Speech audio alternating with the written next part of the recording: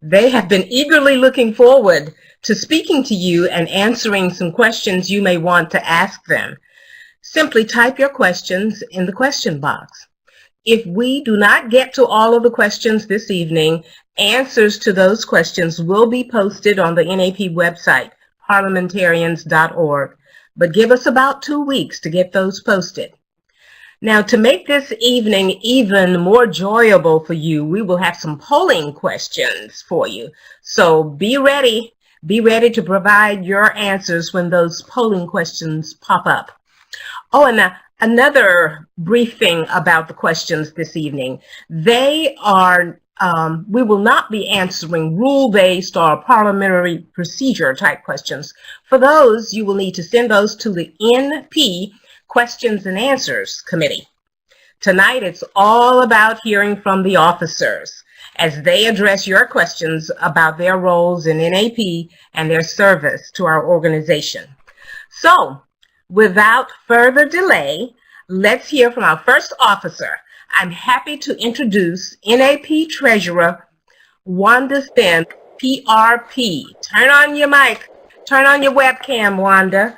Wanda is from Gaithersburg, Maryland, and she is a member of the District of Columbia unit. Wanda? Good evening, everyone, and welcome to this town hall. I am excited to be here to share information with you. Before we get started answering your questions, I have just a couple of reminders I would like to share with you. To the presidents and treasurers, the deadline for filing the 990 e-postcard is April 30th.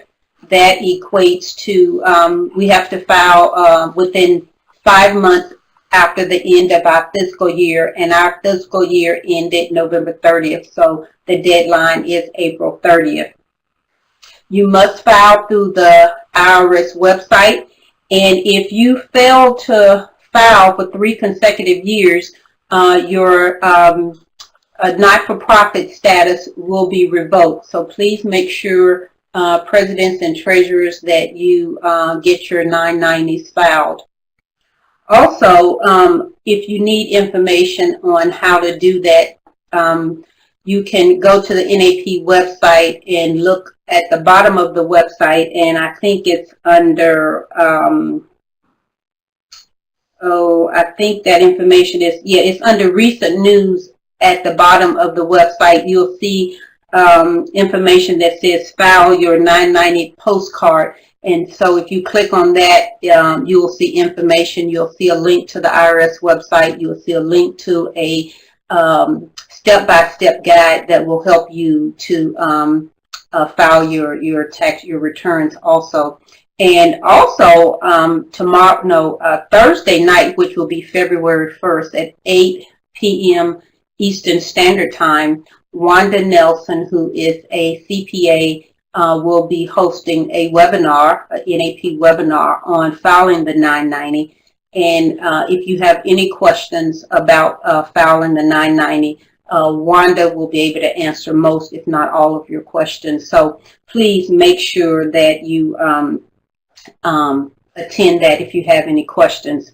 And I was notified by the NAP executive director that a number of you all have filed because we are receiving statuses from the IRS. So thank you to all of you all that have done that. And last but not least, a reminder that your dues were due January 1st. And thank you to some 2,500 that have already sent their dues in.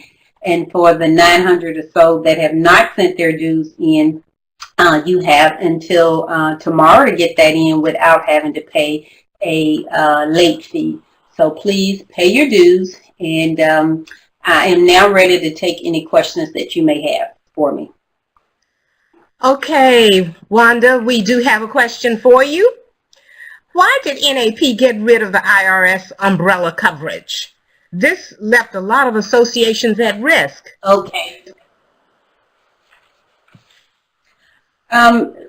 When we incorporated in the District of Columbia in reviewing our financial status and just going over our policies and procedures and trying to get our financial house in order, it was determined that because we had no real way of validating the funds that the units and associations had, it put the association at risk. And so to avoid that risk to the national office, it was decided that we, each of the units and associations would file for themselves, and we would no longer have the umbrella coverage. Again, it was to minimize the risk to the national organization. Thank you, Madam Treasurer. Another question here. What, if any, plans are there in place for making NAP financially stable and secure for the future?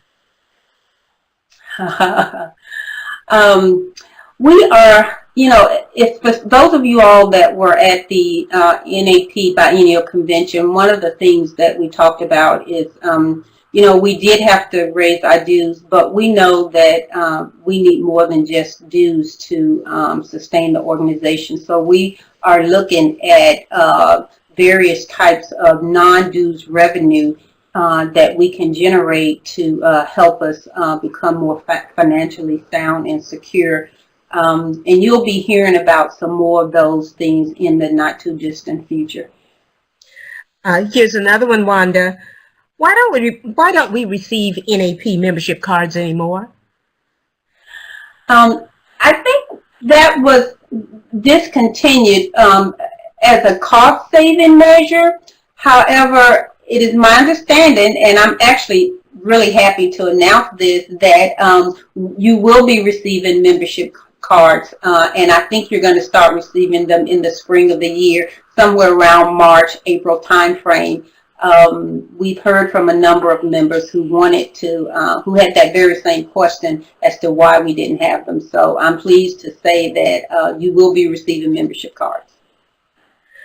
Thank you, Wanda. Now, I really like this one. Has NAP considered having a life membership opportunity for longtime members? Well, if I didn't know better, I'd say that the president planted that question out there for me. We were just talking about that a few days ago, the president and I, and that is certainly a good question, and it is going to take a bit of research for us to come up with a plan to see if that is feasible. As the president said to me when I asked that question, he said, that sounds like we're mortgaging our future. And I said, well, you can look at it that way, but it has its benefits. And so we're going to have to sit down and look at how we might do that. I know a lot of other organizations do that. So that's something that we are thinking about looking at. Okay, thank you. That's good news. With the shipping costs for NAP resources for international members often costly or even prohibitive, are there plans for NAP to develop e-books to eliminate shipping costs? At the current time, there are no plans for that, but the good news is we continue to work on making other materials available in the library, the educational materials. We are working on some electronic things, but at the moment there are no plans to do e-books in particular. But that is something I think we will definitely be considering in the future. Okay, here's another one. I think there was some discussion of this at convention. I heard that the building would be sold. What is this? What is that status? Okay, so there are no plans to sell the building. As a matter of fact, just recently, I think we got the report in December. We actually had the building and the land appraised, so we would know exactly what it was worth because it keeps coming up and we keep hearing different figures about what it's worth. So we had the property appraised, but we are not selling that property. As a matter of fact, we are getting ready to undertake a renovation of the property. We love our property, we love our building, and we need to do it needs a facelift. And so we're going to be embarking up on a plan to do that, and it is my hope and I'm asking on behalf of the board that the members will support us in this. We will have some type of fundraising or donation plan where members can certainly help contribute to the renovation, but we are not selling that building. Thank you, Madam Treasurer. Now I have one final question for you before we move on to our next officer. Has NAP considered exit interviews for members who did not renew? You know, I've heard that conversation before, and it is something that we really need to work on doing. And so there are no plans at the moment, but we talked about it during the last administration, and it has come up one time during this administration. So I am thinking that that is something that we're going to do. It shouldn't be too difficult for us to do that, but there are no current plans, but I think it's a great idea, and why not? We should do it. Okay. Thank you. NAP Treasurer Wanda Sims, PRP. Now, members, those participants who are on the line, we have a question for you. We have a poll question. Are you ready, Jeff? I think you should. Okay, that poll question should be on the screen. So participants, parliamentarians, please vote. And I'll read the question to you. NAP is working to enhance its offering of educational materials based on the NAP body of knowledge. In which format would you prefer to receive educational lessons and materials? So click your preference there.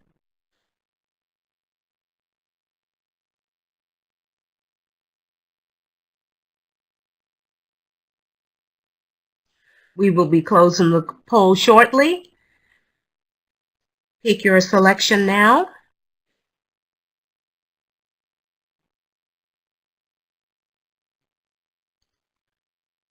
Okay, Jeff, when you're ready, you think that most people have voted, you may close the poll.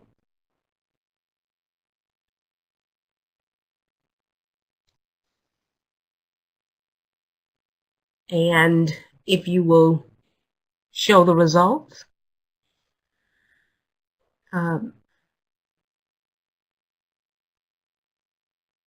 Okay, participants, thank you for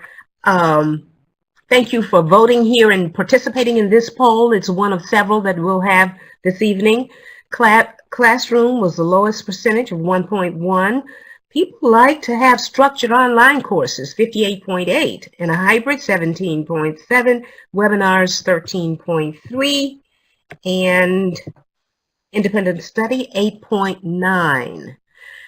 Thank you so much. Now, I want to put in a little disclaimer here. On all of these polls, it doesn't mean that your officers or the board will jump right on a course of action for any of these. This is just to provide information. All right, thank you. Thank you, participants who submitted questions for the treasurer, both online right now and via email. Our next presenter is our secretary, Kevin Connolly, PRP. Turn on your webcam, Kevin. Kevin is from Federal Way, Washington, and he is a member of the Washington unit. Kevin?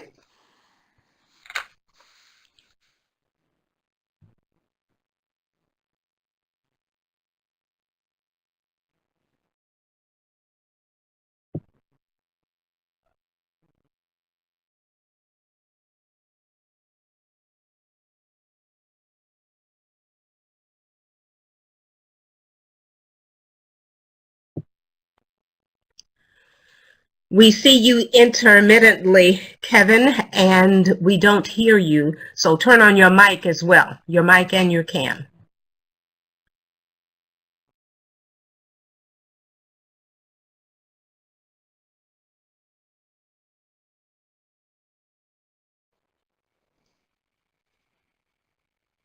Is that better? Hello? Yes, you are coming through loudly and clearly and looking good. Thank you. Somehow I went to full screen and all I saw was my ugly face across the entire monitor. Anyway, yes, I'd like to welcome everybody here. I am your secretary. It's a learning experience for me as well, of course. I'm very pleased that we have so many participants on right now, considering your other choice was the State of the Union address tonight. So I'm glad that you chose us instead right now. Hopefully we provide better information than you hear, on the networks anyway. I'd like to just welcome everybody. Wanda has stolen my thunder about some of the questions, of course, and I just want to see that I'm open to everything, any questions, and if anybody has anything they want to offer me, or I'm open for it. So I'd like to talk. I'd like to hear your questions. Thanks. Thank you, Kevin. And you have a few questions here. All right, here's one. I attended the leadership webinar sponsored by the Association Relations Committee. Will there be others offered in the future? Actually, yes, there will be. There's several of them planned, including the one that Wanda was discussing. I believe it's Thursday night, the first, on filing with the IRS, and we have, as Wanda said, a great a CPA to discuss that. If you have any questions, that's where to go for that one. That is on this Wednesday, the Thursday night at 8 p.m. Eastern time, which is 5 p.m. Western time to us West Coast people. But yeah, and then we have another one coming up in March, mostly on membership extension and retention, and a further one in May sometime as well. I think mid-May there's another one. I can't remember exactly what that one is about, but yeah, they're going to be coming strong for people. So I encourage people to get on it. It's a great source of information. Yes. Okay, and here's another one about offerings from the Association Relations Committee. Will the Association Relations learning opportunities be open to regular members? Eventually, yes. As of now, no, they're not, but we're coming out with some kind of series, if memory serves me correctly, on parliamentary lessons. So it will be, but as of now, right now, no, but they will be coming hopefully soon. And I'm going to probably emphasize this every single time. Check your NAP update. A lot of the information is there or will be there over the course of on a monthly basis. I hear people ask the same questions that are fully available anytime they want in that update. So I would encourage them to use that as well. So any new courses or leadership members and educational opportunities will be there as well as on the website itself. So yes, eventually. Okay, Kevin, here's a question about our, where do we get our new members from? Is there a single best source for new members? For example, student groups, local unit workshops? I'm not sure about this, a single source in particular. I mean, one of my favorite is students, but of course students don't exactly pay the bills a lot of times. So, and they a lot of times they don't have, they're not long-time members. They're there for just for a year or two. I just did a workshop along with one of my fellow colleagues on Saturday, and there was nine people there. It was a public workshop in a library, and I believe that's going to result in several of them. So I would say workshops in particular, and also I know the professional ones we have with professional organizations, we're going to be partnering with them as well, and that I think is going to be a biggie. It's going to be one that we'll get a lot of professionals. The first one will be when we're going to be associating with bar associations, and getting hopefully some more lawyers and legal people in. And not only is that a great source of membership, but it's also a great source of income for the association. So yes, thanks. Okay, here's another one for you, Kevin. How frequently does the board of directors meet? Can members receive meeting reminders of the board of directors meetings? Once again, I'm going to say look at the NAP update because it's there. On a monthly basis, they'll tell us, unless there, of course, there's a special meeting of some kind. and that's shorter notice. But that also is on the website. Notices of board meetings, of the membership extension retention committee meetings, they're all on the website. That would be something that maybe headquarters could put out as one of their constant contact things. That's something really that we might consider. That won't cost us any extra to notify people by constant contact that there are meetings coming up.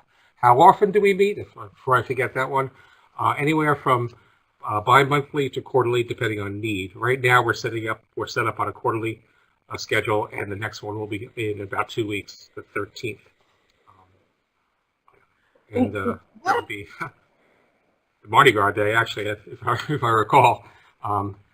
That's on the 13th, and I believe the next one scheduled anyway would be in May sometime on a quarterly basis. And then, of course, if there is a need for a special meeting, we'll have those as well. What about minutes, Kevin? Where are they located? Minutes are posted once they're approved by the board minutes. I believe you're referring to board minutes, of course, not the convention minutes. But both are actually posted on the website under documents. You can find them on the website. If you're missing some, I have some as well. If there's reports, from some of our, before every board meeting, I prepare what we call a board agenda packet where it has everybody's reports as well as anything else that might be pertinent to the agenda, of course, and other things. Anything that's pertinent to the meeting is in a packet, and it's actually available on this Adobe Connect site during the meeting itself. And you would have to ask Jeff or one of those, or one of the support staff there, whether they're actually maintained for any period of time. But I'll always have them. If anybody can email me, and I would be happy to send it to them, although it's a big file usually. So does that answer the question? Yes, it does. And here's another one coming your way. The NAP workshops are scheduled at the beginning of the school year, so I am not able to attend.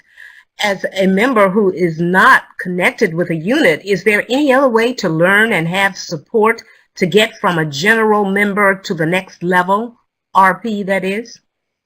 I believe there's actually support online now. There's educational opportunities. I was just looking at the website a couple hours ago, in fact, at the school, at the online store, and actually there's the remote educational opportunities on the home page as well, where there is support for actually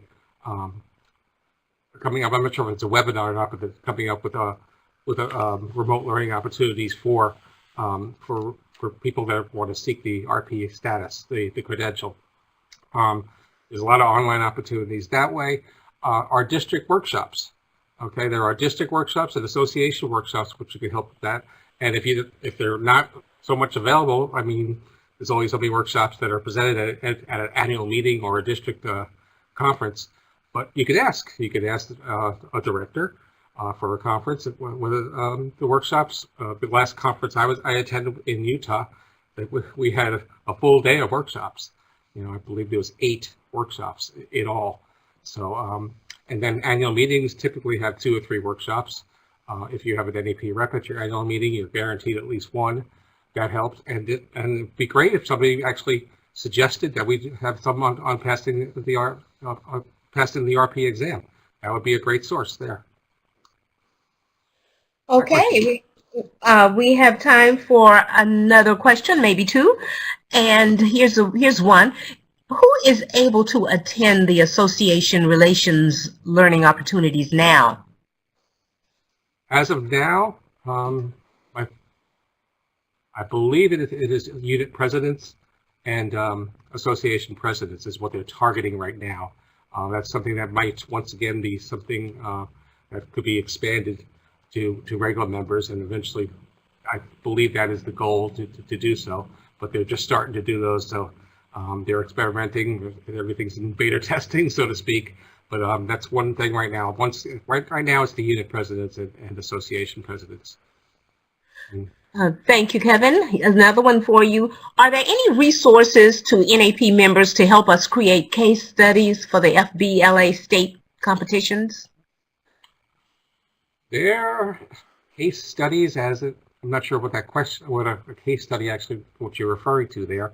For preparing competitions, yes, there are. There's actually a webinar that's on file that you can actually download that I believe Richard Hayes did. You can download that one. I just saw that on the website a couple hours ago as well.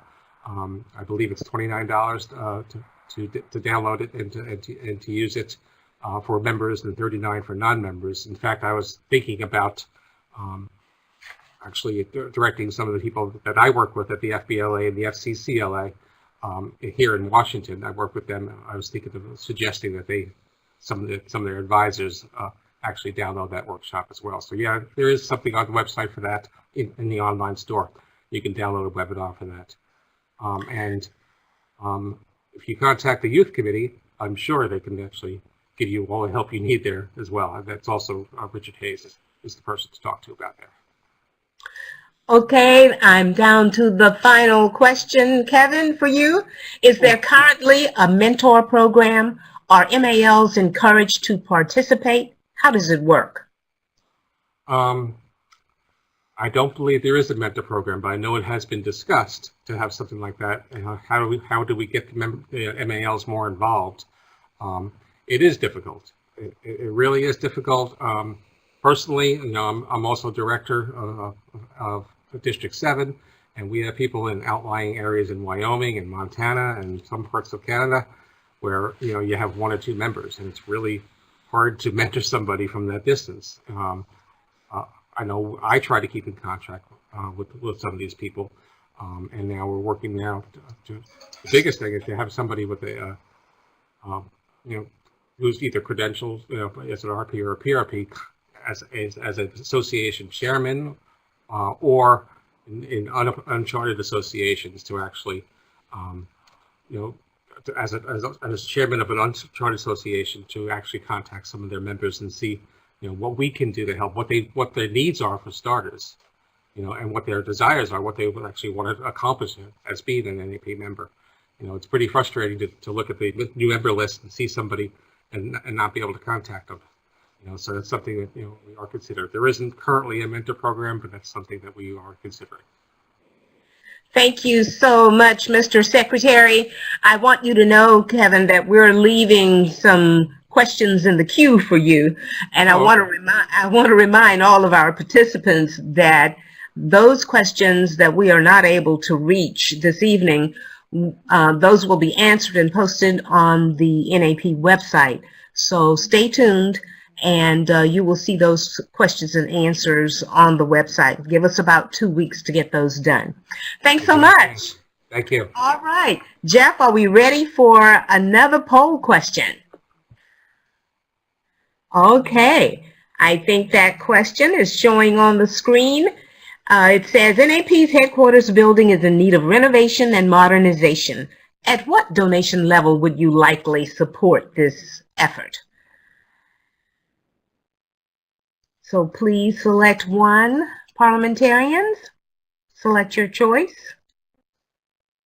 Everyone, please vote.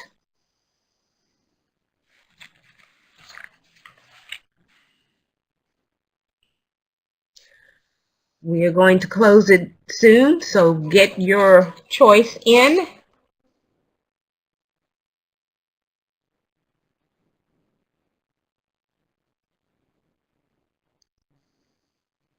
All right, the poll is closed, and Jeff is showing you the results.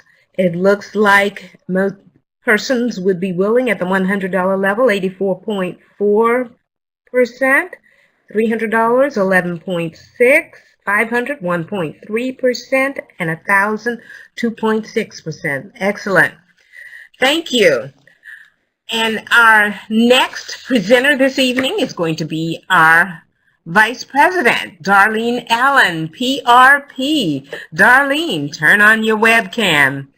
Darlene is from Washington, D.C., and she is a member of the District of Columbia unit. Darlene?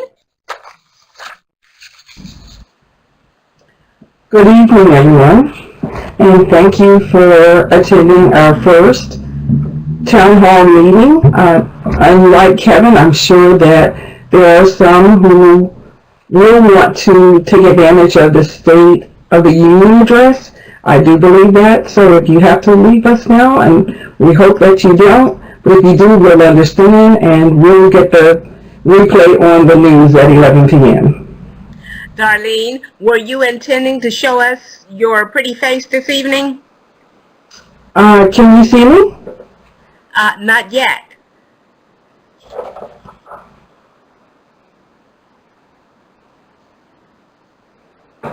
Okay. There you are. Thank you, ma'am. You're welcome.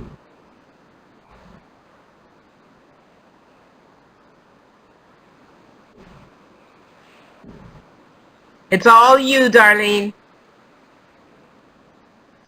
Hey, Madam Chairman, do you have any questions for me? Oh, okay. Yes, I do. All right. I have some questions for our Vice President. Here's your first question. Can the Find the Parliamentarian tool be updated to allow searches by zip code? Sometimes members in a different state are actually closer than the ones within the same state. Thank you. During the last administration, Ann Rimpel served as the chair of that particular committee, and what we did was we reviewed the Find the Parliamentarian webpage, the page on the website, and we made recommendations for corrections there.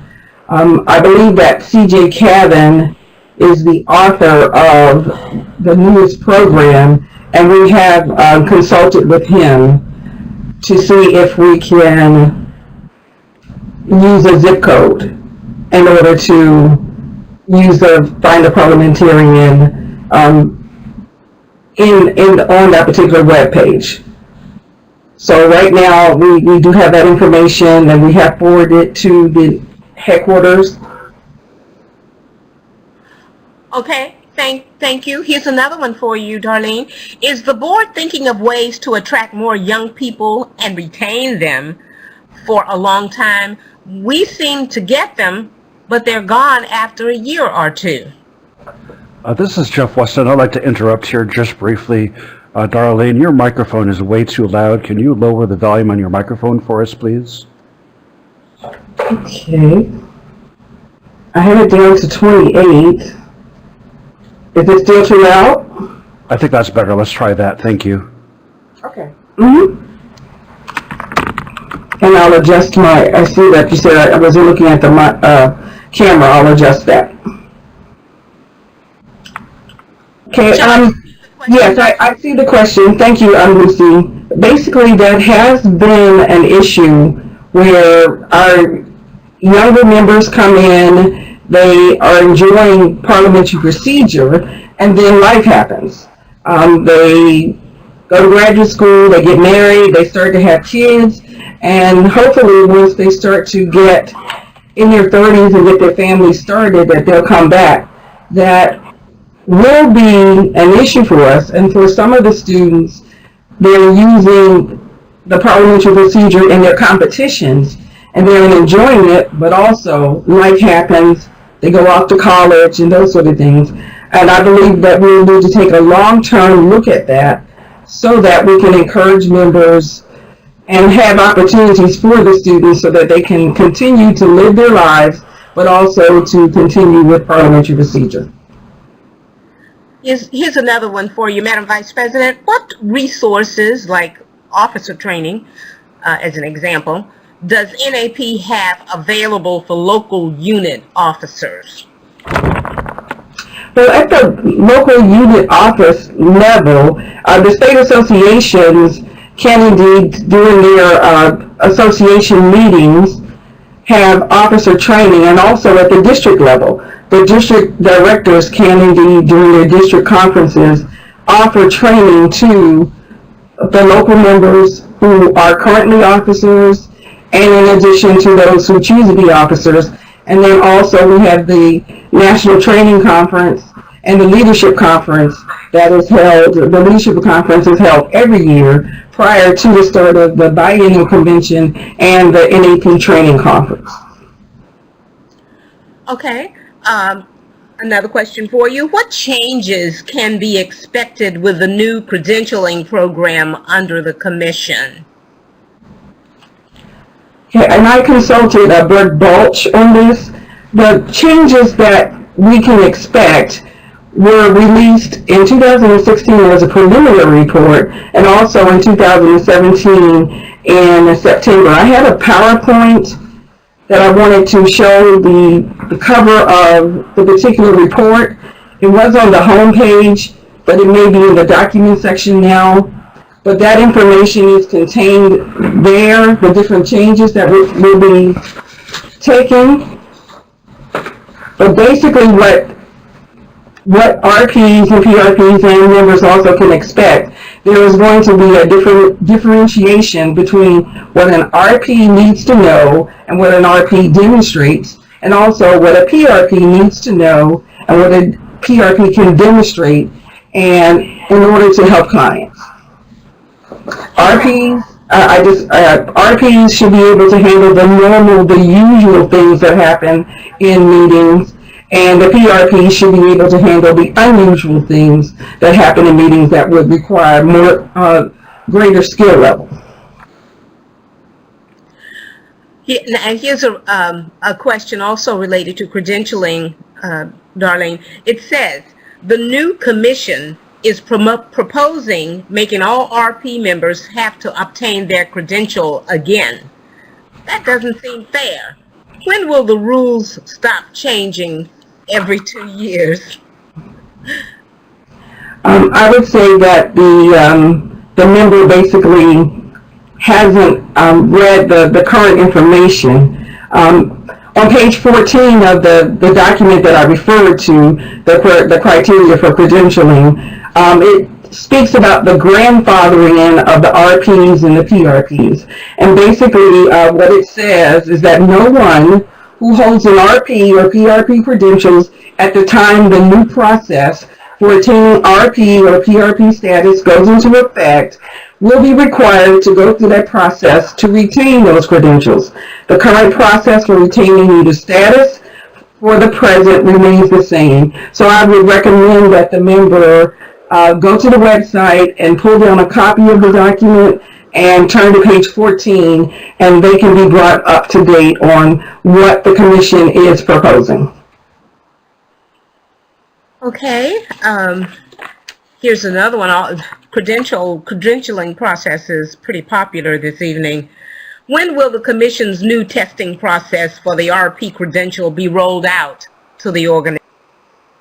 Thank you, Lucy. The exact rollout of the new RP testing basically is based on conditions and is not based on, it's not time dependent. It depends on the alpha testing and the beta testing. Currently they're in the beta testing stages, and once that has been determined and we know that the process that's going to be put into place is verifiable, it has integrity, then the first element should probably be ready to roll out around the time of the September National Training Conference.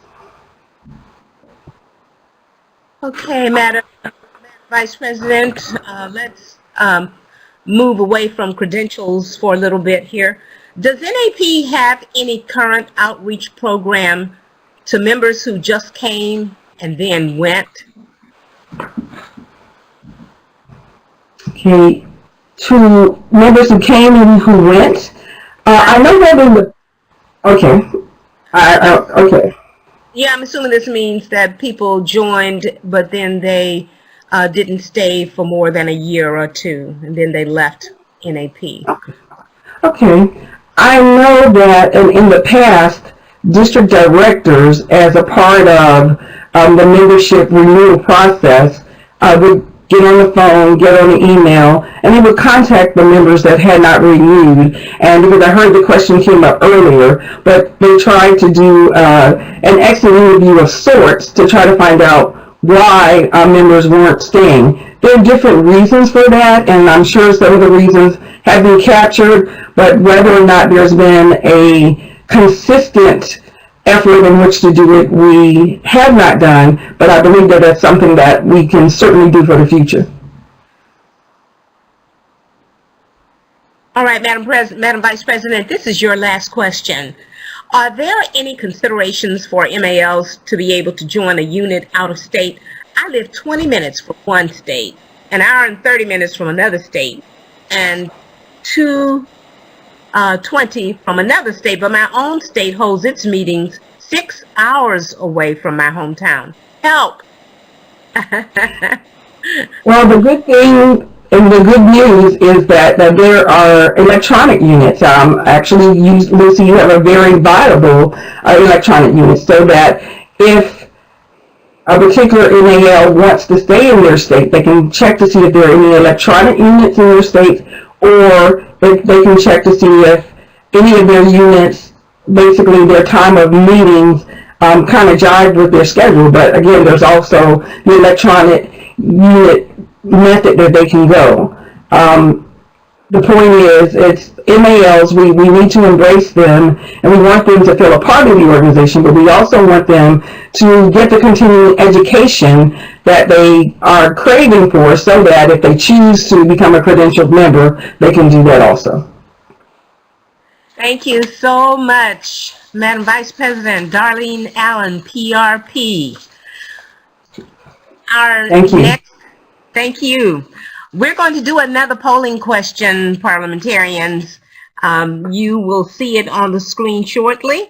The question is, NAP has increased its communication with its members.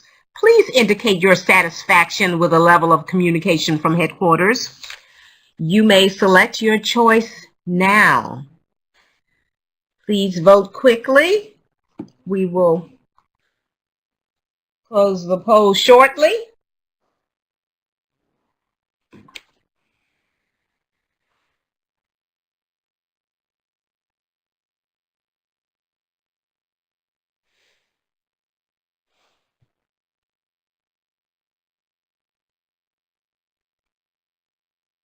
Continue to vote. We're going to close the polls here in a minute.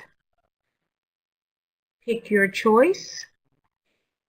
The poll is now closed.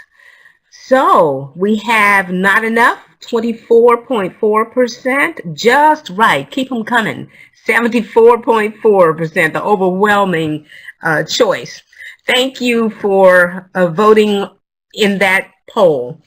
All right, we are down to up to our final officer presentation this evening, and that is our national president, Jim Jones, from Chicago, Illinois. And he is an MAL of Illinois and an affiliate member of multiple, too many to name, units. Jim, Mr. President. Good evening.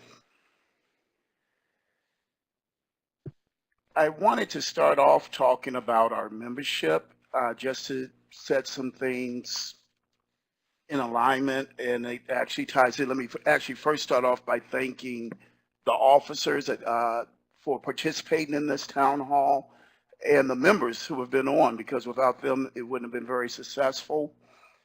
But I want to talk a little bit about membership, and this is actually from some reports that came to the board of directors at our last meeting from the membership cluster, which is the membership extension retention committees made up of the district directors, the youth committee, and the international. And I think that it's interesting because it may set the stage for some of the answers that you'll be getting out of me tonight. If you look at the screen, you'll see that 50% of our members are in units. 47% of our members are members at large. And that impacts how we approach both our communications, our education.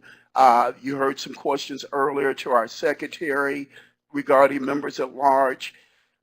Our goal is to make sure that NEP is servicing all of our members, and that in servicing them, whether they're in a unit or whether they're a member at large, that they're still getting quality education opportunities, that they're still being kept informed on what's going on in the organization, so that they get value out of their membership.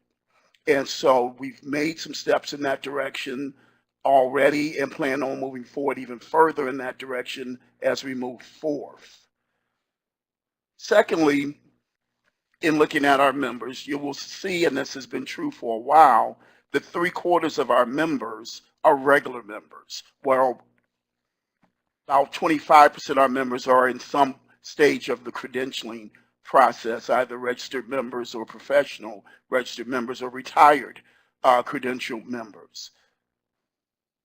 As, once again, some questions were asked earlier, our goal is to make sure, once again, that we're servicing all of our members. And so I know that there has been some concern that most of our education materials were geared toward our credentialed members, and that there will still be, obviously, a lot of things for them as they need to retain their credentials and improve on their practice.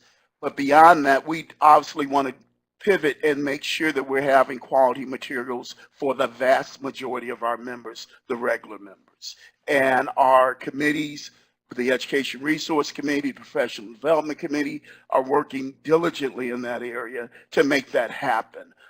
We're coming up with a lot of new materials, both online, printed materials, and some in-person classes as well, to make sure that we're meeting the needs of all of our members, and especially, as I said, the 3/4 of our members that are regular members. And looking at the poll that was taken earlier, online learning seems to be very popular, and so we're making that effort to increase those. And it's going to be, our bottom line is that we want it to be your education your way. For those of you that can come to conferences and attend in-person training, we want that to be quality. We want that to be available to you. For those of you who can't make those trips, but still are part of our organization and want to learn, we want to make sure we have the best online and on-demand learning available to you. Some of those will be hour-long webinars. Some of those will be quickie 15-minute, 20-minute presentations as well.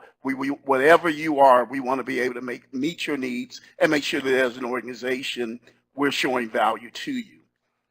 Thank you, Lucy. And once again, thank you, especially, Lucy, for all that you're doing tonight. You are very welcome. It's my pleasure. Mr. President, I've got some questions for you. Here's one. It says, I cannot attend the town hall due to other commitments. How often will these be held, and what is their purpose, and will they be recorded? This town hall itself is being recorded, and so for those members that were not able to make it on tonight, we will be sending out a link which they can access it to be able to see the entire presentation. These town halls are one of several initiatives that we are developing in order to build a closer relationship between NAP and our members at the local level through strengthening our communication network. This includes both our unit members and our members at large. Events such as these town halls, the new Leadership Connection newsletter for local leaders that some of you hopefully received last week, and a mailer that will be going out to members at large periodically, keeping them informed of what's going on. And of course, our National Parliamentarian magazine. They're all attempts by MAP to communicate with our membership and keep it informed on the many benefits that are available to you through NAP.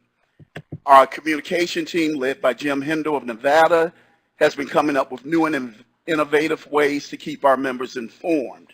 Additionally, our editor, Ann Warner of Delaware, has done a terrific job in pivoting our magazine's content to emphasize the work being done at the local level while still providing quality education articles for all members. And so we think all of that would be, right now, in fact, the town halls, we're calling them the Fifth Tuesday forums, because every Fifth Tuesday starting in May, we'll be having these.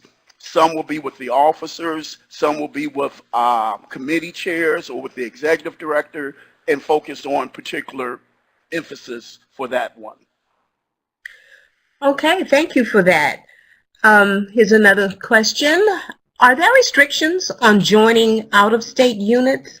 I'm thinking that members can join out-of-state units. Yeah, a member of NAP you can become a member of any unit that you want to. Your primary membership will be wherever you designate that to be. If you join a unit, if you're not, otherwise you're a member at large if you don't join a unit, or you can join, in addition to being in a primary unit somewhere, you can also be an affiliate member in any state that you want to. Many of our members are in multiple units around the country. I believe the Vice President mentioned about our e-units and or electronic units. You can join those as well. Okay, thank you. Has NAP established a language bank of individuals who would be willing and able to assist international members with language barriers? We have, well, several steps have happened. In the past, some past administrations, if you remember on, I believe, your renewal forms and definitely on the forms for new members, we've asked what talents people have in that area so that we can put them to work. And in addition, the International Committee, which is chaired by Lori Lukanek of Canada, has done great work in translating some of NAP's training materials into Chinese. In addition, a subcommittee is being formulated right now to translate several items into Spanish as well. We want to support our international members as much as possible, just as we would any other member of NAP. And this is just another way in which NAP shows our commitment to our members. Thank you, Jim. Here's another question for you. NAP has always placed more emphasis on unit members than on MAL members. This seems somewhat discriminatory to me.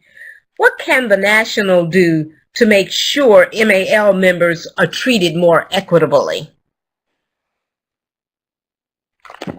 The bottom line is NAP is committed to serving all of our members, whether you're in a unit, whether you're a member at large. As I showed on the chart when we first started, almost 50% of our members are members at large, so to ignore them is not in the best interest of the organization, and that's definitely not the board's intent. As Secretary Connolly pointed out earlier, we're aggressively preparing online learning materials, developing new communication streams so that our MAL members are kept informed. And finally, we've put together a new introductory learning program that will be rolling out in a few months that is both for units and members at large that want a structured approach to that learning. So in everything that we're doing now, not only are we trying to make sure that our units are receiving the resources that they need, we're trying to also make sure that our members at large are being serviced as well. And so we would hope that over time, our members at large would not feel that they're second-class citizens to our unit members. We would hope that our regular members wouldn't feel that they're second-class citizens to our credential members. We're here to serve everybody. And we hope that as we continue on, that will be the way that the membership feels as well. Okay, here's another one talking about serving our clients. Many nonprofits survey client bases and respond by adjusting or refocusing products or methods of delivery to maintain long-term viability. Would such an approach be advisable for NAP? Well, I think definitely. I think that, as it was pointed out, many nonprofits do that, always knowing the needs of the people that you're trying to serve, because we haven't really talked about that, but clearly one of the primary roles of NAP, especially as a 501c3, is servicing our members, but also servicing the public. And so in attempting to serve the public, it's important that we know what the public wants and are able to meet those needs in a timely and targeted fashion. We have been having conversations over the past few months.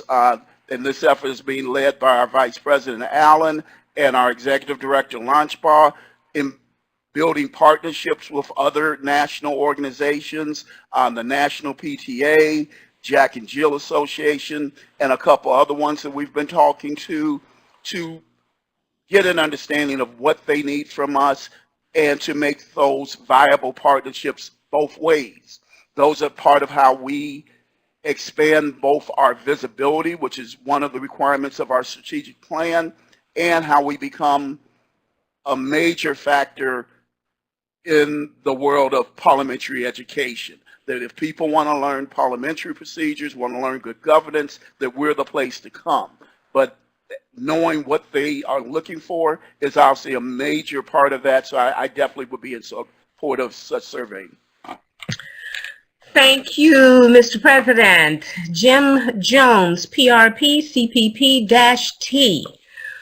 Thank you, Lucy. That was your last question, by the way. We are nearing 8:30, and we have some announcements that we would like to get to our participants, some acknowledgments and announcements. Okay, so Jeff, could you advance that slide for me, please? I want to do the acknowledgments.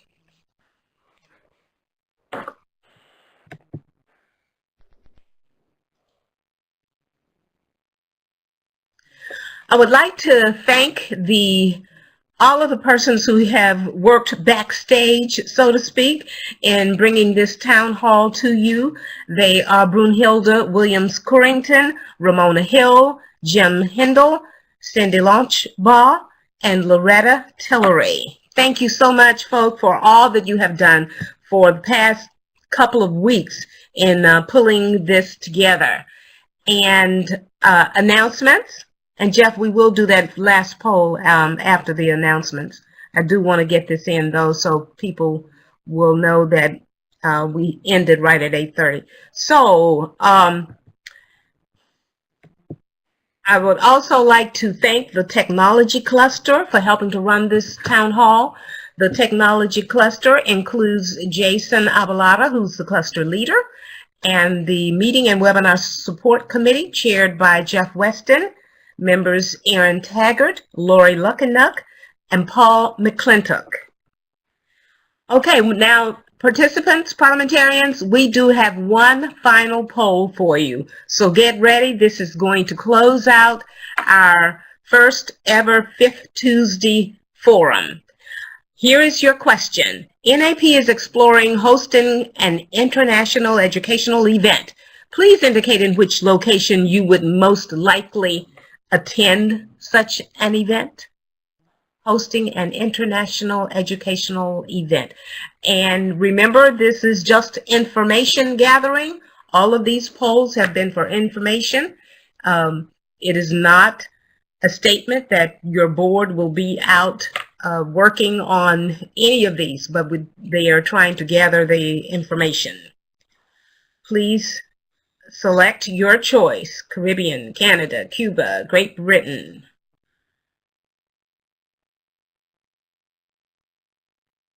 Okay.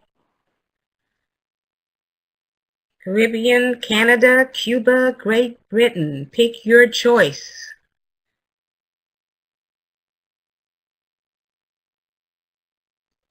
The poll is now closed.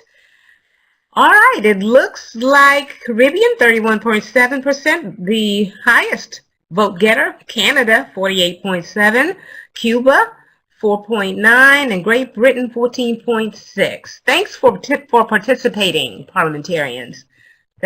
We really appreciate that.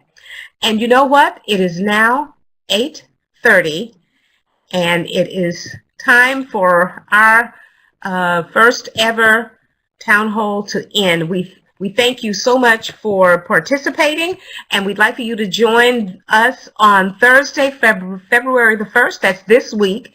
That's the Association Relations Committee. It's a subcommittee of the MERC. They will be talking on all about the IRS 990 and answers to questions you asked. And they will have additional webinars. Mark your calendars, February 1st, March 20th, and May 15th. The National Training Conference comes up September 7th through 9th in Buffalo, New York at the Hyatt Regency. And it will have an all-new leadership conference that you will not want to miss. They are making big plans for us. Next NAP Town Hall will be Tuesday, May 29th, 8:30 p.m. Eastern. Thanks, everyone. Good night.